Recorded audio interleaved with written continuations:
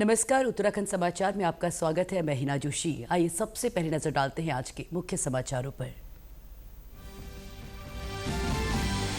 प्रदेश में हो रही भारी बारिश से जनजीवन प्रभावित। गंगा और यमुना नदियां उफान पर। बागेश्वर, चमोली और उत्तरकाशी में कई सड़कें बाधित।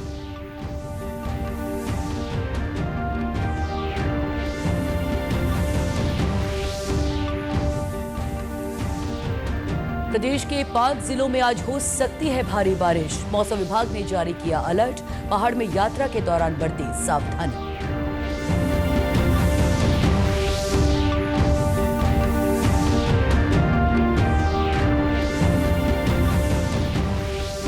और खेल मंत्री रेखा आर्य बोली, प्रदेश के विश्वविद्यालयों के लिए बनेगा स्पोर्ट्स यूनिवर्सिटी एक्ट। कैबिनेट में जल्द लाएंगे प्रस्ताव।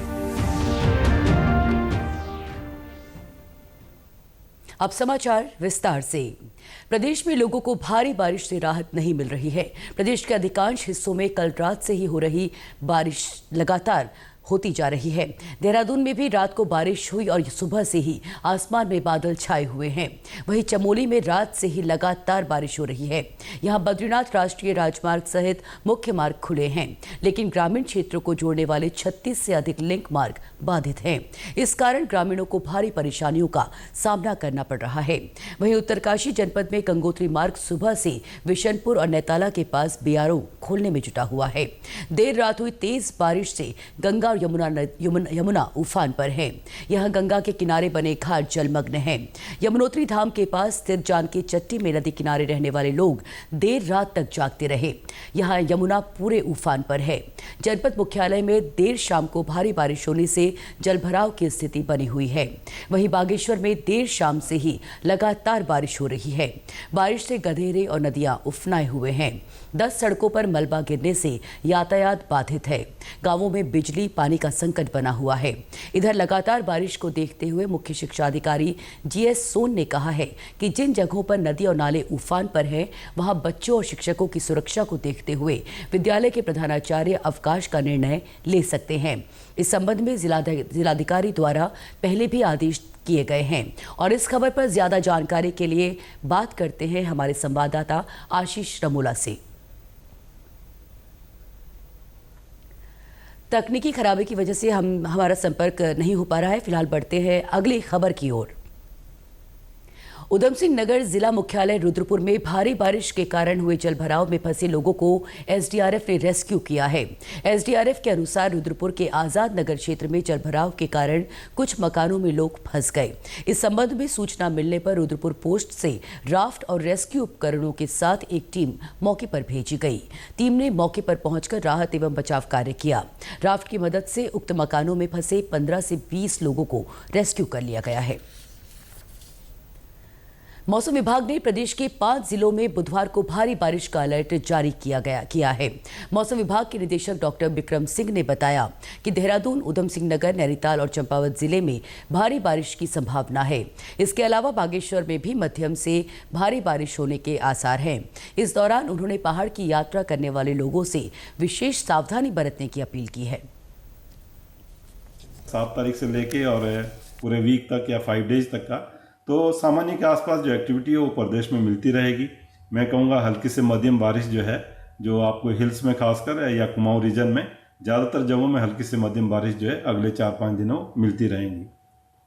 इसके साथ साथ भारी बारिश की बात करें तो जो कुमाऊं रीजन के डिस्ट्रिक्ट है, जिसमें कि नैनीताल, चंपावत, उधम सिंह नगर है, और इसके साथ जो साथ साथ देहरादून है, इनमें जो हैवी रेंस जो है आगे आप 3-4 दिन में भी देखेंगे कि आइसोलेटेड जो है वो मिलती रहेगी। इसके साथ जो वेरी हैवी रेन है तो आप कह सकते हैं आज और कल जो है, कल आपका जो बागेश्वर डिस्ट्रिक्ट है उसमें कल भी वेरी हैवी तक की आज भी और कल भी जो है उनमें संभावना है वहाँ मिल सकती है। तो केदारनाथ क्षेत्र में एसडीआरएफ का सर्च एंड रेस्क्यू ऑपरेशन निरंतर जारी है। कमांडेंट मणिकांत मिश्रा खुद मौके पर मौजूद रहकर केदारनाथ धाम के पैदल मार्ग पर चलाए जा रहे अभियान का संचालन कर रहे हैं। इस बीच आज सुबह एसडीआरएफ ने गौरीकुंड में फंसे 150 स्थानीय लोगों और यात्रियों को पहाड़ी मार्ग से पैदल रेस्क्यू किया। इसके अतिरिक्त लिंचोली से भी 60 स्थानीय लोगों और यात्रियों के समूह को रेस्क्यू करने का काम चल रहा है। प्रदेश की खेल एवं युवा कल्याण मंत्री रेखा आर्य ने 38वें राष्ट्रीय खेलों की तैयारियों के संबंध में देहरादून विभागीय अधिकारियों के साथ बैठक की। खेल मंत्री ने अक्टूबर-नवंबर के बीच प्रस्तावित खेलों के लिए समयबद्ध तैयारी करने के निर्देश दिए। खेल मंत्री ने गर्ल्स स्पोर्ट्स कॉलेज लोहाघाट की तैयारियों और स्पोर्ट्स यूनिवर्सिटी एक्ट बनाने के संदर्भ में भी निर्देश दिए।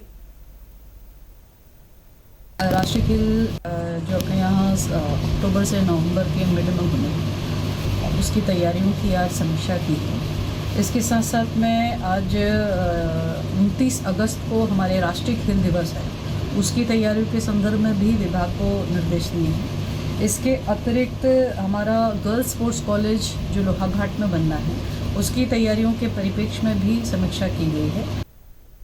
खेल मंत्री ने कहा कि स्पोर्ट्स यूनिवर्सिटी एक्ट का प्रारूप आगामी कैबिनेट बैठक में पारित करने के साथ ही इसे गैरसैंण विधानसभा सत्र में सदन के पटल पर रखा जाएगा। उन्होंने बताया कि स्पोर्ट्स यूनिवर्सिटी एक्ट पारित होने के बाद प्रदेश में स्पोर्ट्स यूनिवर्सिटी खोलने में काफी आसानी होगी। राष्ट्रीय खेलों के दौरान ही प्रधानमंत्री नरेंद्र मोदी के हाथों स्पोर्ट्स यूनिवर्सिटी का शिलान्यास कराने की योजना है। साफ साफ निर्देशित विभाग को किया है कि इस कैबिनेट में किसी भी प्रकार से हमारा स्पोर्ट्स यूनिवर्सिटी एक्ट जो है वह आ जाना चाहिए। उसके साथ साथ में जैसे ही कैबिनेट से पारित होता है तो विधानसभा सत्र में ये टेबल हो जाना चाहिए। इसमें कोई देरी नहीं होना चाहिए। एक अधिकारी इसमें लगातार परस्यू करे। तो ये साफ निर्देश दे दिया है कि किसी भी प्रकार से गैरसैंण के सत्र में स्पोर्ट्स यूनिवर्सिटी एक्ट प्रस्तुत हो जाना चाहिए। तो मैं मानती हूँ कि नेशनल गेम के पीरियड में ही हमारा लक्ष्य यही है कि माननीय प्रधानमंत्री जी के कार्यक्रमों से इसका शिलान्यास किया जाएगा। गैरसैंण में उत्तराखंड विधानसभा के 21 अगस्त से प्रस्तावित सत्र की तैयारियों के संबंध में अध्यक्ष ऋतु खंडोड़ी ने अधिकारियों के साथ बैठक की। देहरादून में आयोजित बैठक में उन्होंने सत्र के दौरान आपात स्थिति से निपटने के लिए भी अधिकारियों को तैयारी रखने को कहा है। साथ ही सत्र से पहले गैरसैंण विधान भवन में बिजली, पानी, मेडिकल, फोन, इंटरनेट जैसी सुविधाएं सुनिश्चित करने को कहा।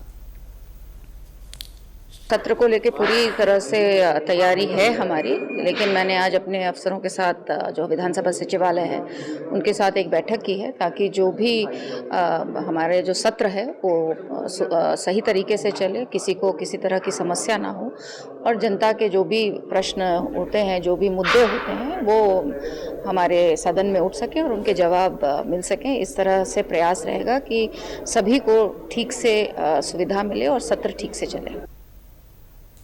वित्त मंत्री प्रेमचंद अग्रवाल ने कहा है कि उत्तर प्रदेश से उत्तराखंड को वन विकास निगम के 563 करोड़ लेने हैं। उन्होंने कहा कि इस धनराशि को लेने के लिए हर संभव प्रयास किए जाएंगे। वित्त मंत्री ने परिसंपत्तियों के बंटवारे को लेकर पुनर्गठन विभाग की समीक्षा बैठक ली।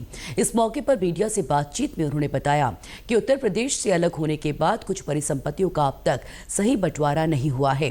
राज्य बंटवारे के समय वन विकास निगम को यूपी से 99 करोड़ मिलने थे, लेकिन ये रकम नहीं मिली, जो अब आज ब्याज समेत 563 करोड़ हो चुकी है, जो राज्य को मिलना है। उन्होंने कहा कि इसके निस्तारण के लिए हर स्तर पर जो भी संभव कदम हो उठाए जाए।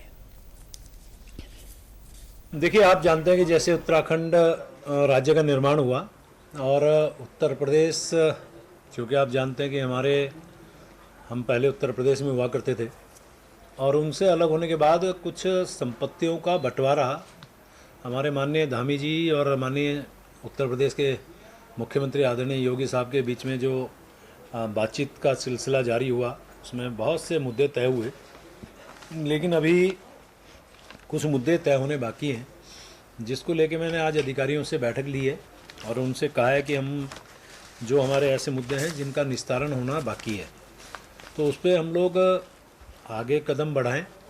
क्योंकि आप जानते हैं कि हमारे यहाँ उत्तराखंड के अंदर जैसे वन निगम है और वन निगम को 99 करोड़ रुपया मिलना था और ये 2017 तक जब हमारी बैठक हुई 99 करोड़ रुपए जब मिलना था तो हमने उसके अगेंस्ट जो हमारा ब्याज बनता है उसको जोड़ते हुए हमें 464 करोड़ रुपए और मिलना था, यानी कि हमें मिलना था 563 करोड़। अब ये हमारी तरफ से इसकी कार्रवाई हो, आगे हम लोग बढ़ें, कॉरेस्पॉन्डेंस करें, अधिकारियों के साथ चर्चा वार्ता करें कि वो पैसा हमें कैसे उत्तर प्रदेश से मिले।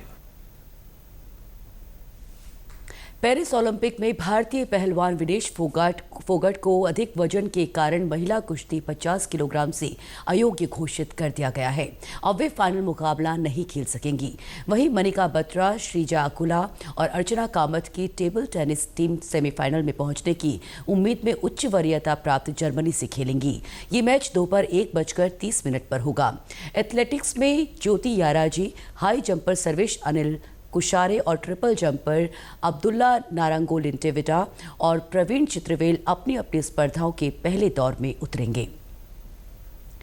इसी के साथ दोपहर समाचार समाप्त हुए। दूरदर्शन समाचारों से जुड़े रहे। मिलते हैं फिर शाम 5 बजे के बुलेटिन में। तब तक के लिए हमें दीजिए इजाजत। नमस्कार।